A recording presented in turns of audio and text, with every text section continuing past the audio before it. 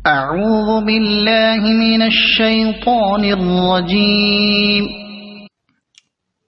پناہ مانگتا ہوں میں اللہ کی شیطان مردود سے۔ بسم اللہ الرحمن الرحیم۔ شروع کرتا ہوں اللہ کے پاک نام سے جو بہت بڑا مہربان نہایت رحم والا ہے۔ فی قلوبہم مرض فزادهم اللہ مرضا ولہم عذاب علیم بما كانوا یکذبون۔ ان کے دلوں میں بیماری تھی، اللہ تعالیٰ نے ان بیماری میں بڑھا دیا، اور ان کے جھوٹ کی وجہ سے ان کے لیے دردناک عذاب ہے۔ بیماری سے مراد یہاں شک و شبہ ہے۔ ابن عباس رضی اللہ تعالیٰ عنہ، ابن مسعود رضی اللہ تعالیٰ عنہ اور چند صحابہ کرام سے یہی مروی ہے۔ مجاہد رحمۃ اللہ علیہ، اکرمہ رحمۃ اللہ علیہ، حسن بصری رحمۃ اللہ علیہ، ابو علیہ رحمۃ اللہ علیہ، ربی بن انس رحمۃ اللہ علیہ اور قتادہ رحمۃ اللہ علیہ کا بھی یہی قول ہے۔ اکرمہ رحمۃ اللہ علیہ اور طاؤس رحمۃ اللہ علیہ نے اس کی تفسیر ریا سے کی ہے، اور ابن عباس رضی اللہ تعالیٰ سے اس کی تفسیر نفاق بھی مروی ہے۔ زید بن اسلم رحمۃ اللہ علیہ فرماتے ہیں یہی یہاں دینی بیماری مراد ہے، نہ کہ جسمانی۔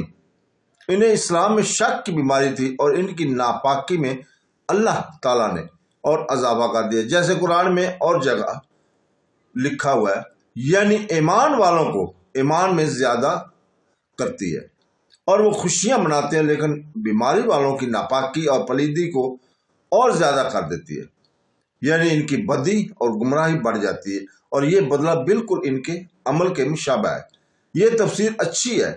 ٹھیک اسی کی مثل یہ بھی فرمان ہے جس کا ترجمہ ہے، یعنی ہدایت والوں کو ہدایت میں بڑھا دیا جاتا ہے اور ان کی تقوی عطا فرماتا ہے۔ اس طرح بیکاریوں نے پڑھا ہے، یہ دونوں بد خصلتیں ان میں تھیں، جھٹلاتے بھی تھے اور جھوٹے بھی تھے۔ رسول اللہ پاک صلی اللہ علیہ وسلم بعض منافقوں کو اچھی طرح جاننے کے باوجود پھر بھی قتل نہ کرنے کی وجہ وہ ہے جو بخاری اور مسلم کی روایت میں ہے کہ حضور پاک صلی اللہ علیہ وسلم نے حضرت عمر رضی اللہ تعالیٰ سے فرمایا، میں اس بات کو ناپسند کرتا ہوں کہ لوگوں میں یہ چرچے ہوں کہ محمد صلی اللہ علیہ وسلم اپنے ساتھیوں کو قتل کر ڈالتے ہیں۔ مطلب یہ ہے کہ جو اعرابی آس پاس ہیں انہیں یہ تو معلوم نہ ہوگا کہ ان منافقوں کے پوشیدہ کفر کی بنا پر انہیں قتل کیا گیا۔ ان کی نظریں تو صرف زہر داری پر ہوں گی۔ جب ان پر ہمیں یہ بات مشہور ہو جائے گی کہ حضور پاک صلی اللہ علیہ وسلم اپنے ساتھیوں کو قتل کر ڈالتے ہیں، تو ڈر ہے کہ کہیں وہ اسلام کے قبول کرنے سے رک نہ جائیں۔ قرطبی رحمۃ اللہ علیہ فرماتے ہیں کہ ہمارے علماء وغیرہ کا بھی یہی قول ہے۔ ٹھیک اسی طرح حضرت صلی اللہ علیہ وسلم مفلطہ القلوب کو، جن کے دل اسلام کی جانب مائل ہو جاتے تھے، ان کو مال عطا فرمایا کرتے تھے، جبکہ آپ صلی اللہ علیہ وسلم جانتے ہیں کہ ان کے اعتقاد بد ہے۔ امام مالک رحمۃ اللہ علیہ بھی منافقوں کو قتل نہ کرنے کی یہی وجہ بیان فرماتے ہیں، جیسے محمد بن جہم، قاضی اسماعیل اور ابری نے نقل کیا۔ امام مالک رحمۃ اللہ علیہ سے بقول ابن معشون ایک وجہ یہ بھی نقل کی گئی ہے کہ یہ اس لیے تھا کہ حضور پاک صلی اللہ علیہ وسلم کی امت کو معلوم ہو جائے کہ حاکم اپنے علم پر فیصلہ نہیں کر سکتا۔ قرطبی رحمۃ اللہ علیہ فرماتے ہیں کہ گو علماء میں تمام مسائل میں اختلاف ہو، لیکن اس مسئلہ میں سب کا اتفاق ہے کہ قاضی صرف اپنی ذاتی معلومات کی بنا پر کسی کو قتل نہیں کر سکتا۔ امام شافعی نے ایک اور وجہ بیان کی ہے۔ آپ فرماتے ہیں کہ حضور پاک صلی اللہ علیہ وسلم کا منافقین کو قتل کرنے سے باز رہنے کا سبب ان کا اپنے اعمال کو اپنی زبان سے ظاہر کرنا تھا۔ گو اس کا علم تھا کہ ان کے دل اس کے خلاف ہیں، لیکن ظاہری کلمہ اسی پہلی بات کو ہٹا دیتا ہے۔ اس کی تائید میں بخاری اور مسلم وغیرہ کی یہ حدیث بھی پیش کی جاتی ہے، جس میں ہے کہ مجھے حکم کیا گیا کہ میں لوگوں سے لڑوں یہاں تک کہ وہ لا الہ الا اللہ کہیں۔ جب وہ اسے کہہ دیں تو انہوں نے مجھ سے اپنی جانیں اور مال بچا لیا، اور ان کا حساب اللہ تعالیٰ پر ہے۔ مطلب یہ کہ اس کلمہ کے کہتے ہی ظاہری حکام اسلام ان پر جاری ہو جائیں گے۔ اب اگر ان کا عقیدہ بھی اس کے مطابق ہے تو آخرت والے دن نجات کا سبب ہوگا، ورنہ وہاں کچھ بھی نفع نہ ہوگا۔ لیکن دنیا میں تو مسلمانوں کے احکام ان پر جاری رہیں گے، گویا لوگ یہاں مسلمانوں کی صف میں اور ان کے فہرست میں نظر آئیں، لیکن آخرت میں عین پل صراط پر ان سے دور کر دیے جائیں گے اور اندھیروں میں حیران اور پریشان ہوتے بآواز بلند مسلمانوں کو پکارا کیا کریں گے کہ کیا ہم تمہارے ساتھ نہ تھے؟ لیکن وہاں سے جواب ملے گا، تھے تو صحیح مگر تم فتنوں میں پڑ گئے اور انتظار ہی میں رہ گئے اور اپنے من مانی خواہشوں کے پھیر میں پڑ گئے، یہاں تک کہ امر الہی آ پہنچا۔ غرض دار آخرت میں بھی مسلمانوں کے پیچھے لگے لپٹے رہیں گے، لیکن بالآخر ان سے الگ کر دیے جائیں گے اور ان کی امیدوں پر پانی پھر جائے گا۔ وہ چاہیں گے کہ مسلمانوں کے ساتھ سجدے میں گر پڑیں، لیکن سجدہ نہیں کر سکیں گے، جیسے کہ حدیث مفصل میں بیان آ چکا ہے۔ بعض محققین نے کہا ہے کہ ان کے قتل نہ کیے جانے کی وجہ یہ تھی کہ اللہ تعالیٰ کے رسول نے موجودگی میں ان کی شرارتیں نہیں چل سکتی تھی۔ اللہ تعالیٰ مسلمانوں کو اپنی وحی کے ذریعے ان کی برائیوں سے محفوظ رکھ لیتا ہے، لیکن حضور پاک کے بعد اگر اللہ نے نہ کرے ایسے لوگ ہوں کہ ان کا نفاق کھل جائے اور مسلمان جو بھی معلوم کر لے تو قتل کر دیے جائیں گے۔ امام مالک رحمۃ اللہ علیہ کا فتویٰ ہے کہ نفاق حضور پاک صلی اللہ علیہ وسلم کے زمانے میں تھا، لیکن آج کل تو وہ بے دینی اور زند یقیت ہے۔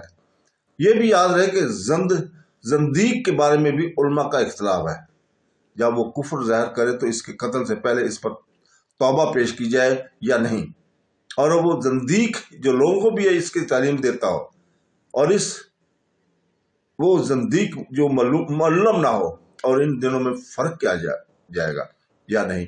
یہ ارتاد کی کئی مرتبہ ہوا ہے، ہو تب یہ حکم ہے، نہ صرف ایک مرتبہ ہونے پر۔ پھر اس میں بھی اختلاف ہے کہ یہ اسلام لانا، یہ رجوع کرنا خود اس کی اپنی طرف سے ہو یا اس پر غلبہ پا لینے کے بعد یہی حکم ہے۔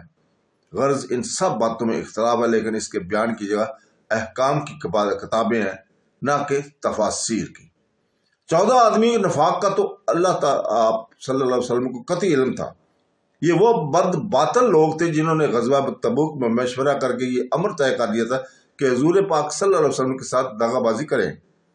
آپ صلی اللہ علیہ وسلم کے قتل کی پوری سازش کر چکے تھے کہ رات کے اندھیرے میں جب حضور پاک صلی اللہ علیہ وسلم فلاں گھاٹی کے قریب پہنچے تو آپ صلی اللہ علیہ وسلم کی اونٹنی کو بتکا دیں، وہ بڑک کر بھاگے گی اور حضور گھاٹی میں گر کر پڑیں گے۔ اللہ تعالیٰ نے اپنے نبی صلی اللہ علیہ وسلم کی طرف سے اس وقت وہی بھیج کر ان کے اس ناپاک سازش کو بے نقاب کر دیا۔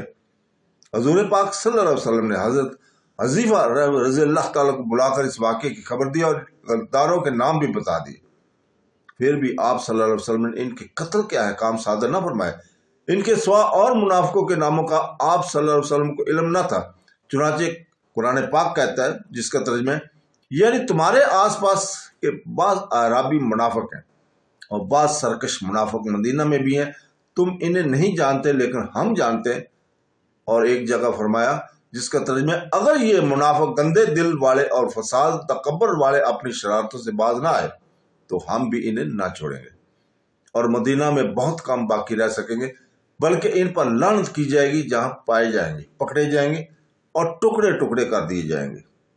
ان آیات سے معلوم ہوا کہ حضور پاک صلی اللہ علیہ وسلم کو ان منافقوں کا علم نہ تھا کہ کون کون ہے۔ ہاں، ان کے مذموم خصیلتیں جو بیان ہوئی ہیں، یہ جس میں پائی جاتی ہیں، اس پر نفاق صادق آتا ہے۔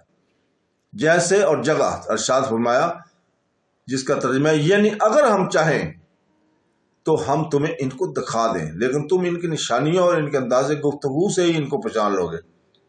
ان منافقوں میں سب سے زیادہ مشہور عبداللہ بن ابی ابن سلول تھا۔ حضرت زید بن ارقم رضی اللہ تعالیٰ عنہ نے اس کو منافقانہ خصلتوں پر حضور پاک صلی اللہ علیہ وسلم کے سامنے گواہی بھی دی تھی۔ باوجود اس کے جب یہ مرتا ہے تو حضور پاک صلی اللہ علیہ وسلم اس کے جنازے کی نماز پڑھاتے ہیں اور اس کے دفن میں اسی طرح شرکت کرتے ہیں جس طرح اور مسلمان صحابیوں کے جنازے میں شرکت کرتے تھے۔ بلکہ حضرت عمر رضی اللہ تعالیٰ عنہ نے جب حضور کو ذرا زور سے یاد دلایا تو آپ صلی اللہ علیہ وسلم فرمایا میں نہیں چاہتا کہ لوگ چاہے مگوئیاں کریں کہ محمد صلی اللہ علیہ وسلم اپنے صحابیوں کو مار ڈالا کرتے تھے۔ ایک صحیح روایت میں ہے کہ مجھے اختیار دیا گیا ہے استغفار کرنے نہ کرنے کا، تو میں نے کرنے کو پسند کیا۔ ایک اور روایت میں ہے کہ اگر 70 مرتبہ سے زیادہ استغفار کرنے میں بھی اس کی بخشش جانتا تو یقیناً اس سے زیادہ استغفار کرتا۔ صدق اللہ